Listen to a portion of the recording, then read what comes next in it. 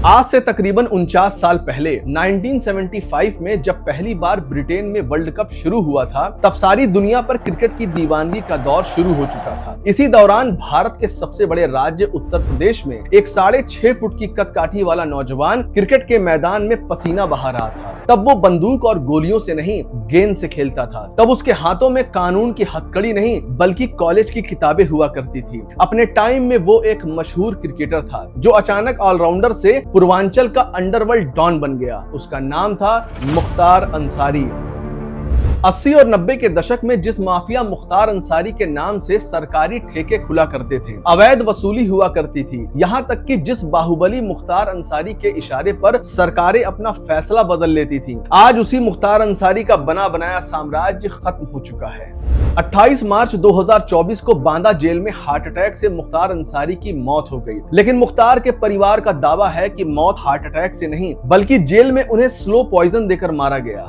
आज की रिपोर्ट में आपको बताऊंगा कि कैसे क्रिकेट के मैदान में पसीना बहाने वाला एक 6 फुटिया लड़का पूर्वांचल में खून बहाने लगा, कैसे बना मुख्तार पूर्वांचल का बाहुबली और क्या है उसकी मौत का सच।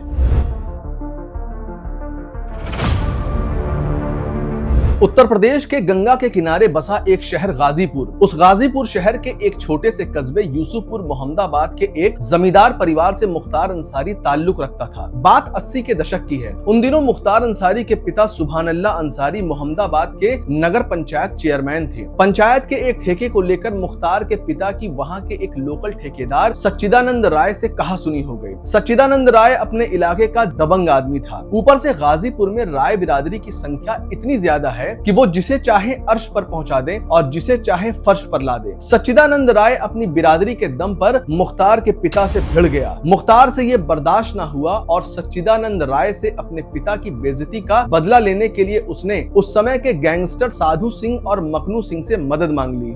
साधु और मखनू 80 के दशक के अपराध की दुनिया के बेताज बादशाह थे। मुख्तार की कदकाठी देखकर दोनों बदमाशों ने उसकी पीठ पर हाथ रख दिया। 17 जुलाई 1988 को ठेकेदार सच्चिदानंद राय को उसी के गांव में गोली मारकर हत्या कर दी गई। इस हत्याकांड ने पूरे पूर्वांचल को हिला कर रख दिया था। मुख्तार का खौफ हर जगह दिखाई देने लगा। वो अपनी रसूखदार मूंछों पर ताव देकर जब अपनी 786 नंबर की खुली जीप में चलता था तो सड़कें खाली हो जाया करती थी और देखते ही देखते मुख्तार पूर्वांचल का सबसे बड़ा माफिया बन गया। एक तरफ मुख्तार का कद अपराध की दुनिया में बढ़ता जा रहा था, तो वहीं दूसरी तरफ मुख्तार को टक्कर देने के लिए अपराध की दुनिया में एक नया नाम सुनाई देने लगा और वो नाम है ब्रजेश सिंह। मुख्तार की तरह ब्रजेश सिंह की जिंदगी भी किसी फिल्म की कहानी से कम नहीं है। ब्रजेश सिंह की पूरी कहानी आपको एक नए एपिसोड में सुनाऊंगा। फिलहाल आपको ये बता दूं कि ब्रजेश सिंह त्रिभुवन सिंह के लिए काम करता था। त्रिभुवन सिंह मुख्तार के गुरु साधु सिंह का सबसे बड़ा दुश्मन था। दोनों एक दूसरे के खून के प्यासे थे। 1988 में ब्रजेश सिंह ने त्रिभुवन सिंह के कहने पर मुख्तार के गुरु साधु सिंह की हत्या कर दी। पहली बार मुख्तार को उसी के गढ़ में किसी ने इतनी बड़ी चुनौती दी थी। मुख्तार के गुरु की हत्या के बाद पूर्वांचल खूनी गैंगवार के दलदल में डूबता चला गया। मुख्तार और ब्रजेश सिंह के बीच खूनी जंग शुरू हो चुकी थी। दोनों पूर्वांचल में अपना दबदबा कायम करने की कोशिश कर रहे थे। मुगलसराय की कोयला मंडी, आजमगढ़, बलिया, भदोही, बनारस से लेकर झारखंड तक शराब की तस्करी, स्क्रैप का कारोबार, रेलवे के ठेके और बालू के पट्टे को लेकर ब्रजेश और मुख्तार अंसारी के बीच गोलियां चलने लगी थी।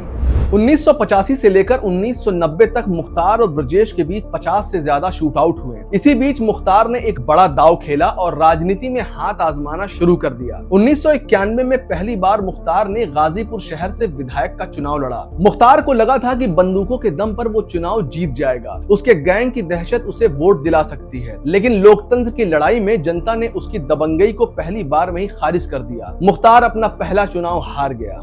मुख्तार को समझ में आ गया था कि राजनीति में मिलने वाली हार जीत पर उसका जोर नहीं चल सकता, लेकिन अपराध की दुनिया में कमजोर पड़ गया तो बंदूक के दम पर बनाया गया करोड़ों का साम्राज्य बिखर सकता है। इसलिए अब मुख्तार ने अपना एक हाथ गुनाहों की दुनिया में रखा और दूसरे हाथ से राजनीति में अपनी किस्मत आजमाता रहा।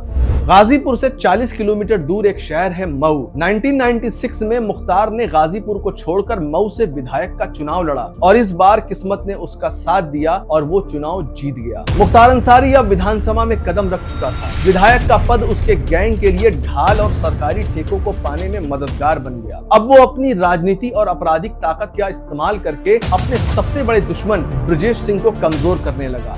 बात 15 जुलाई 2001 की है। मुख्तार का काफिला मऊ से गाजीपुर उसके घर मोहम्मदाबाद के लिए निकला था, लेकिन रास्ते में ट्रक में सवार हमलावरों ने मुख्तार और उसके काफिले को घेर लिया और AK-47 से गोलियों की बरसात करनी शुरू कर दी। लेकिन मुख्तार इस हमले में बच गया। 20 साल में पहली बार मुख्तार पर किसी ने अंधाधुंध गोलियां चलाई थी। मुख्तार को पता चल गया था कि उसके ऊपर हमला ब्रजेश सिंह ने कराया था। अब वो होने वाला था जिसके बारे में ना तो पुलिस को अंदाजा था और ना ही किसी गैंग ने सोचा होगा, क्योंकि अब मुख्तार उस आदमी को सजा देने की तैयारी करने लगा था जिसने उस पर जानलेवा हमला करवाया था। इसके बाद वो हुआ जिसने पूरे यूपी की सियासत, पुलिस प्रशासन और पूरे सिस्टम को हिला कर रख दिया था। मौका देखकर ब्रजेश सिंह भी अंडरग्राउंड हो गया, लेकिन अंडरग्राउंड होने के बाद भी वो मुख्तार को कमजोर करने की कोशिश में लगा हुआ था।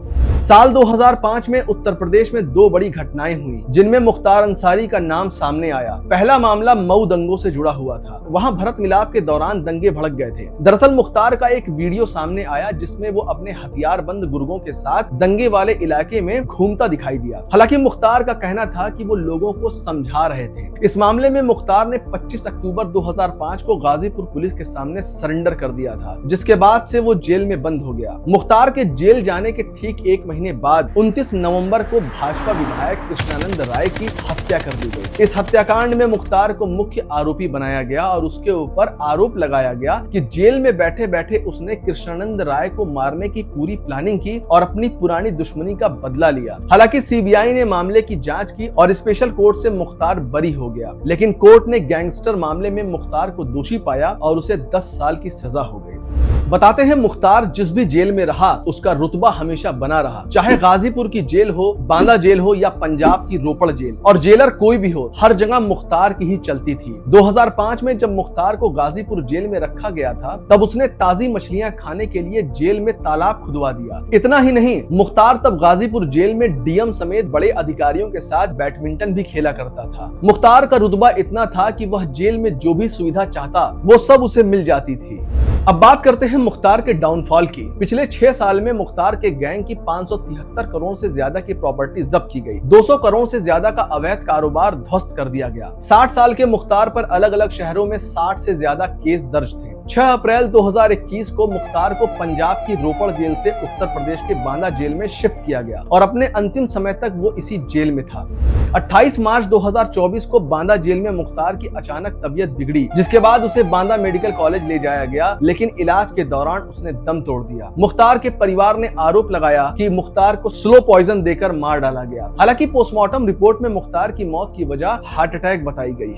मुख्तार अंसारी को पूर्वांचल का माफिया डॉन कहा जाता है, लेकिन ऐसे भी लोग हैं जो उसे मसीहा मानते हैं। कहा जाता है कि मुख्तार के दरबार से कभी कोई खाली हाथ नहीं लौटा, चाहे वो किसी भी धर्म का क्यों ना रहा हो। भले मुख्तार अंसारी एक बाहुबली और माफिया था, लेकिन जब आप उसकी फैमिली बैकग्राउंड के बारे में जानेंगे तब शॉक्ड हो जाएंगे, क्योंकि मुख्तार का पारिवारिक इतिहास काफी गौरवशाली रहा है। मुख्तार के दादा आजादी से पहले इंडियन नेशनल कांग्रेस के चेयरमैन थे। दादा का नाम भी मुख्तार अहमद अंसारी था। आजादी की लड़ाई में उन्होंने अहम रोल निभाया था और गांधी जी के करीबी लोगों में से वो एक थे। दादा की तरह मुख्तार के नाना महावीर चक्र विजेता ब्रिगेडियर मोहम्मद उस्मान अंसारी ने 1947 की भारत पाकिस्तान जंग लड़ी। इस जंग में उन्होंने न सिर्फ भारत को जीत दिलाई बल्कि वो खुद इस जंग में शहीद हो गए थे। लेकिन मुख्तार अंसारी ने अपने नाना की जिंदगी, उनके जज्बात और शहादत से शायद कोई सबक नहीं लिया, इसलिए उसने वो रास्ता चुना जिसमें जंग तो थी लेकिन देश के लिए नहीं बल्कि गुनाहों के लिए।